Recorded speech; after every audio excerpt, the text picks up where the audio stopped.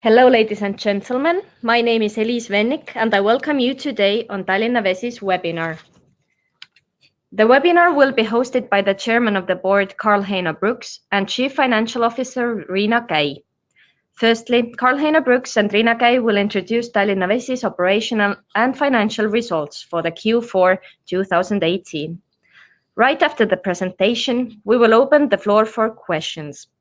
I invite you all to use the question box on the right-hand side of the screen to send in any questions you might have. All questions will be answered right after the presentation's over. Now, I will give it over to Karl-Heino Brooks. Please. Thank you, Elise. Good morning, everyone, and thank you very much for joining the Q4 2018 webinar today. As usual, I'm going to give you an update on the operational performance during the Q4 of last year, and then I'll move on to the tariff dispute. In short summary, the operational performance in Tallinna Vesi during Q4 was excellent. We had a very hot summer last year, which brought us some additional challenges in terms of increased consumption and reduced rainfall, but regardless, the company still performed very well.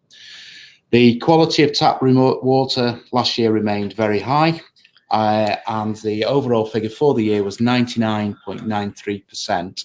So that means that for the laboratory analysed samples, of which there was 2,977, only 2 of those samples failed. And actually in Q4, we had no failures whatsoever of the samples taken across our network. Water losses in the network were 13.07% in Q4 compared to 14.69% in the same period of 2017.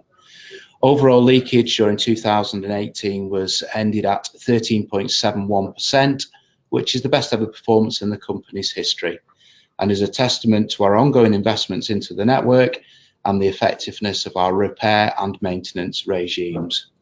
The wastewater treatment plant also worked very well without any issues, and no additional pollution tax was paid during the year. In terms of our customers remained very satisfied, and the overall score was 4.1 out of a 1 to 5 scale, with 5 being the highest rating. So that's the operational performance. I'm now going to move on to the tariff dispute.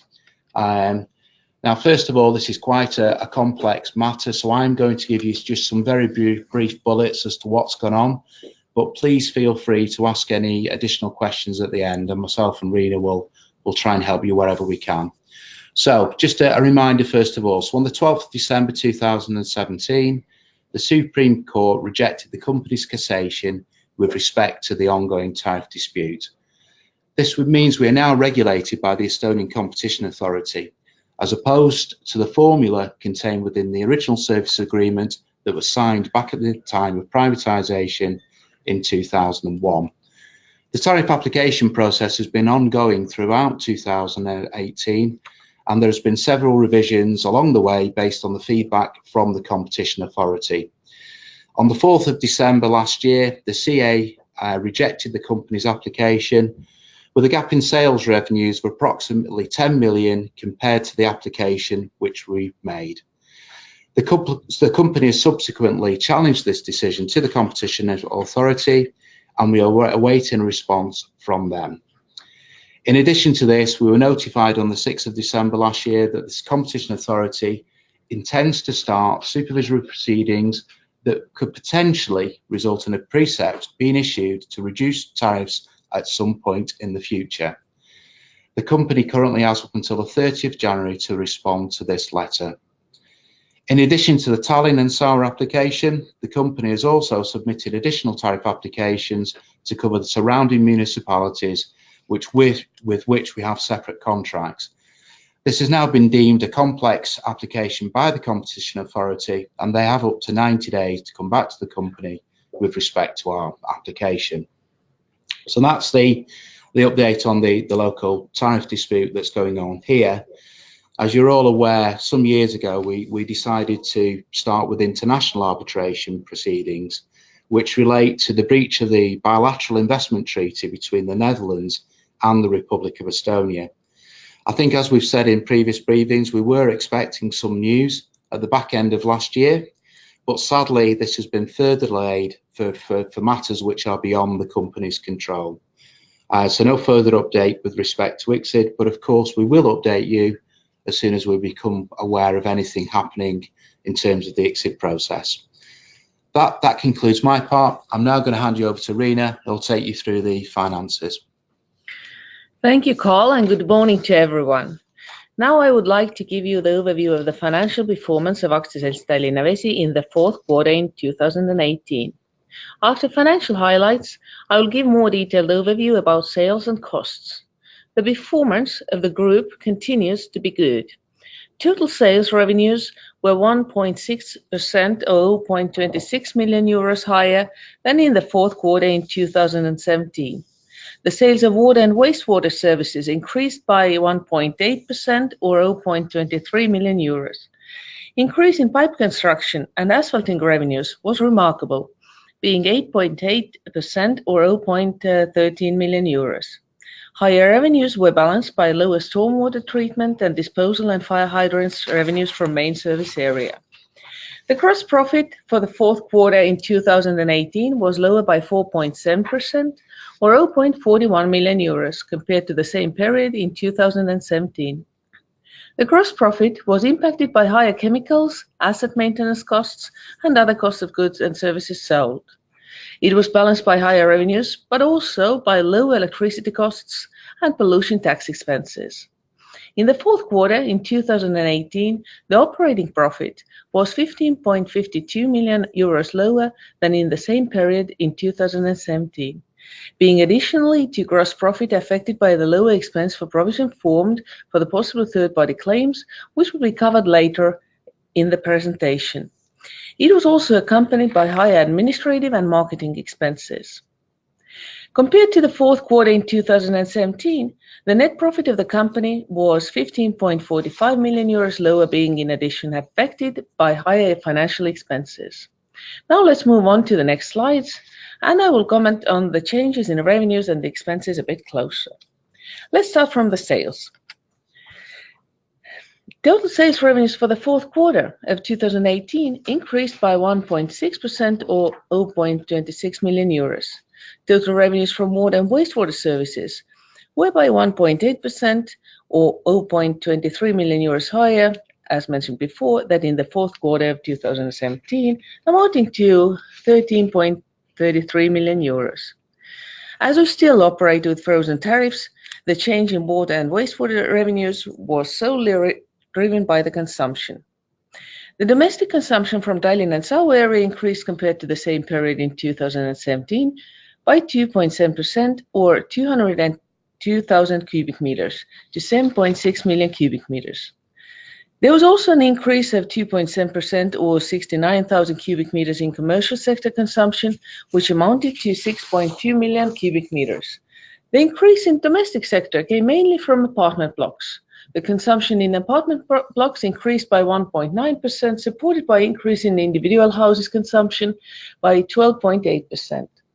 In commercial sector, the growth was supported by all client groups.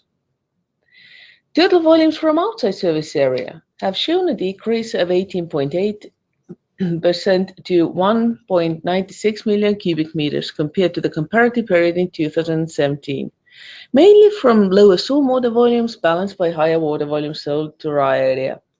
Stormwater volumes from the main service area were lower by 53.8% due to the lower level of precipitation. The revenues from construction and asphalting services showed an healthy increase of 8.8% or 0.13 million euros compared to the fourth quarter in 2017. This now takes us to the costs. The total cost of goods sold in the fourth quarter of 2018 were higher by 9.4% or 0.7 million euros, amounting to 7.9 million euros. Direct main production costs have decreased by 5.5% or 105,000 euros, mostly due to the low electricity costs and pollution tax expenses, balanced by higher chemical costs. Chemical costs increased by 23.4% to 0.5 million euros, driven by on average 33.6% higher methanol price and higher usage of methanol to remove nitrogen. Electricity costs decreased by 8.6% to 0.78 million euros, driven by 32.5% lower wastewater volumes. Lower costs from wastewater treatment were partly balanced by increasing electricity consumption in water treatment process. Pollution tax expense decreased by 33.7% to 0.25 million euros, mainly due to 32.5% lower treated wastewater volumes. Construction and asphalting services costs increase is related to higher pipe construction and asphalting services revenues mentioned earlier. Other cost of goods sold increased by 69.3% to 1.69 million euros is related to high asset maintenance costs and also disposal of sludge costs. Administrative and marketing costs increased by 8% to 1.42 million euros is related to higher IT services expenses and tariff dispute-related legal costs. Legal costs still will continue to affect the administrative costs up to the end of the international dispute, the amount of which is dependent on what work needs to be put into the dispute. Higher net other expenses have been mainly affected by lower provision of third-party claims, affected by a review of the provision of third-party claims. The provision takes into account 3 years of possible difference in the prices between the tariffs approved by the City of Tallinn in 2010 and the best knowledge of application of a competition authority's methodology. The estimation of 40% of the full amount has not been changed since 2017. Still, the company does not consider itself liable to customers for any claims related to the tariffs applied. The frozen tariffs are the tariffs that has been approved by the Legal Administrative Act. The new tariffs will become effective after they will be approved by the competition authority. The provision has been formed on a conservative basis. Net financial expenses have mostly been affected by the non-monetary revaluation of the fair value of the swap contracts, but also lower interest costs. It takes us now to cash flows. The cash position as of 31st of December 2018 is strong. The company's cash balance stood at 61.77 million euros, forming 24.7% of the total assets. The biggest contribution to the cash flows comes from the main operations. The company's collection of receivables continues to be high, being 99.7% on average.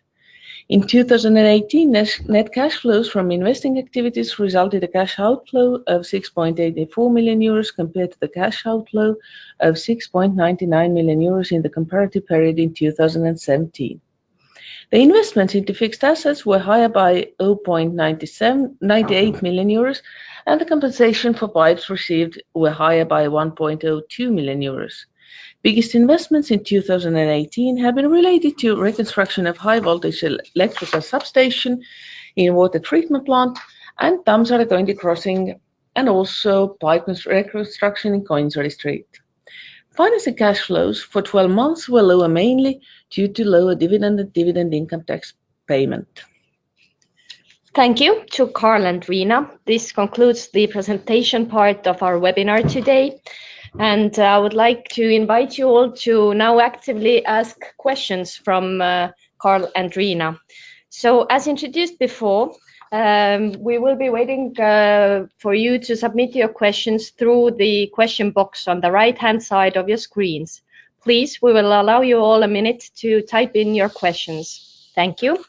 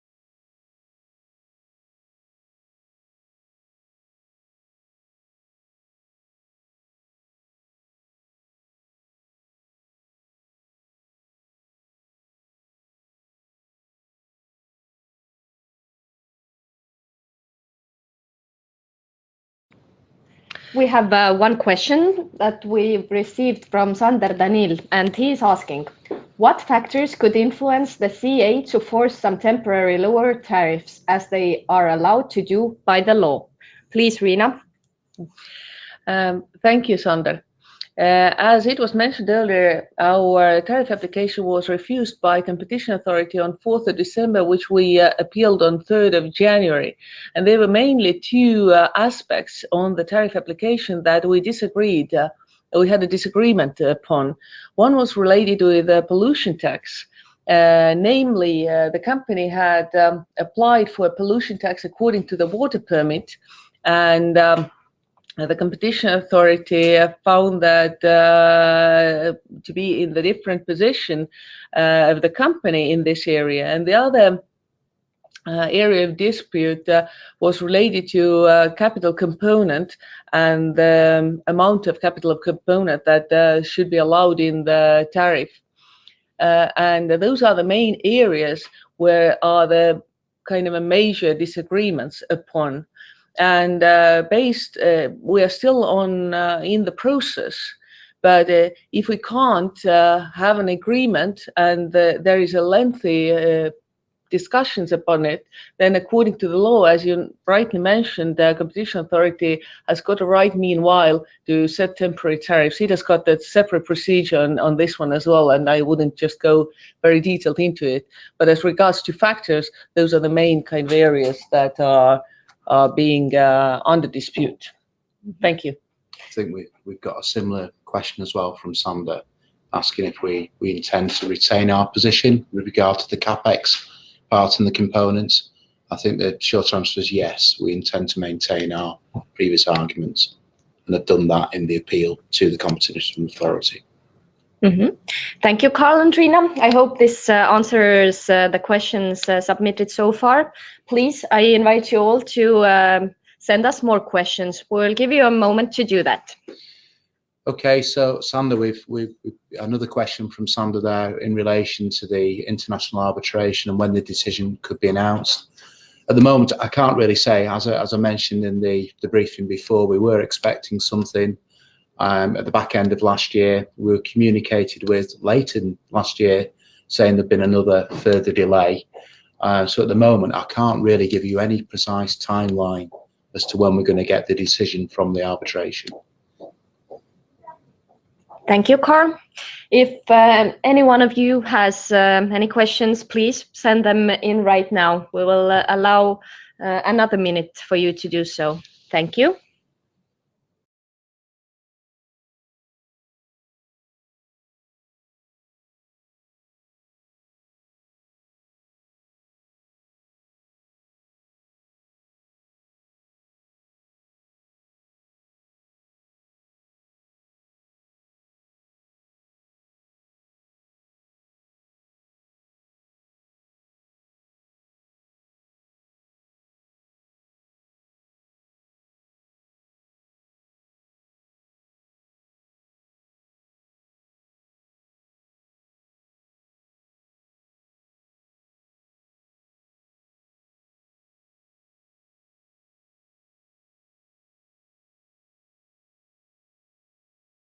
We have another question submitted by Sander Danil, and he's asking, in case you really don't believe the third-party claims to be realistic, why to increase the provision?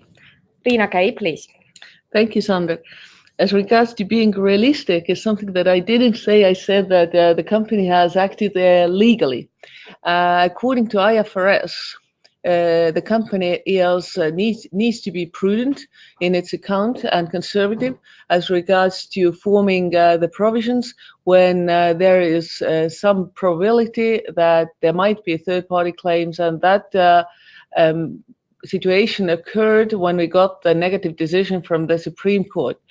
As of now, as regards to how many claims and if there will be any claims or what the amount will be, it's too early stage to say. But as I mentioned before, the company has been operated with the frozen tariffs and tariffs which has been approved by the administrative act from City of Tallinn so far. According to the law, also, the new tariffs will become effective when the new tariffs will be approved. Currently, we're still in the process of setting the new tariffs with competition authority. Perhaps I could mention something else, just linking this to ICSID as well. Perhaps Sandra's not aware of this, I'm not too sure, but in terms of ICSID, if we were to be successful in ICSID, this could potentially mean that if we do receive third-party claims, this could actually be the subject of a second ICSID claim in relation to those claims. We have said this before in TSEs, but just a reminder, there is a link between these claims and the ongoing international arbitration. Thank you, Carl and Riina. As there might be other questions that you'd like to ask, we'll wait for another minute or so for you to submit those. So please type in your questions.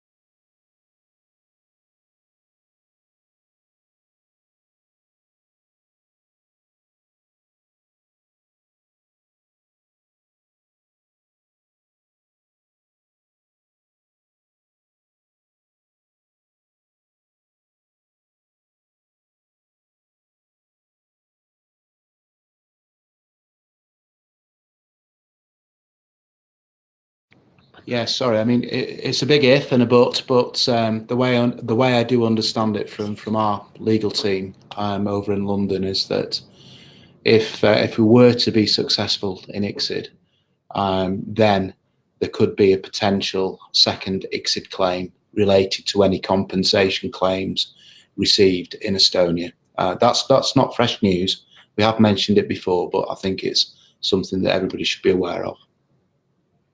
We've had another question from Sander Danil asking what's the realistic timeline for the competition authority to respond after the 31st January deadline. So could you, Riina, please? Thank you. It's for us. It's difficult to say the realistic timeline as far as it is something that is related to the competition authority in itself. I suppose that they might get back to us within 1 week to 30 days. So it's difficult to predict when exactly they will just come back with this matter. Mm-hmm. Thank you. Are there any other questions any of our participants would like to ask?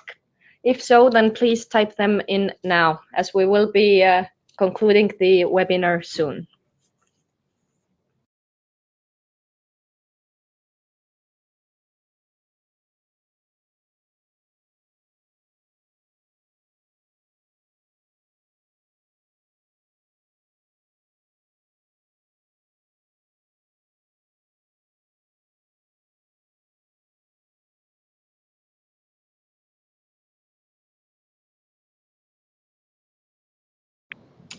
It seems that we do not have any further questions at this point, so thank you for all of the questions you've submitted, and thank you to everybody who's participated in today's webinar.